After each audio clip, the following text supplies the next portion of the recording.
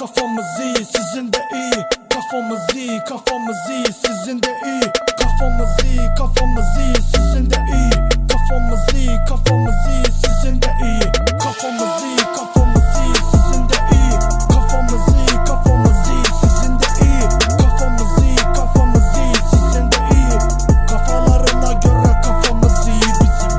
Kafamız iyi diyorum, neyi anlamıyor? Gözlerimizdeki kanlar şelale gibi akıyor. Ne bakıyorum, bir bak mı var lan? Beni uyuz ediyor. Ne ha bak, yine bir yerlerden polis sesi geliyor. Kafası key, bu ses beni deli ede. Geri bastım görünce hep amcaları ceza keser. Bilemezsin neler çektim, bu yolda neler geçti. Bilemezsin, kör müsün nesin, gözlerini sikeyim senin emi. Kafamız iyi, kafamız iyi, sizin de iyi.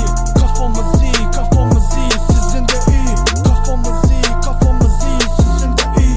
Kafamız iyi, kafamız iyi, sizin de iyi. Kafamız iyi, kafamız iyi, sizin de iyi. Kafamız iyi, kafamız iyi, sizin de iyi. Kafamız iyi, kafamız iyi, sizin de iyi. Kafalarına göre kafamız iyi bizim. Kafamız iyi, kafamız iyi, sizin de iyi. Kafamız iyi, kafamız iyi, sizin de iyi. Kafamız iyi, kafamız iyi, sizin de iyi. Kafamız iyi, kafamız iyi, sizin de iyi. Kafamız iyi, kafamız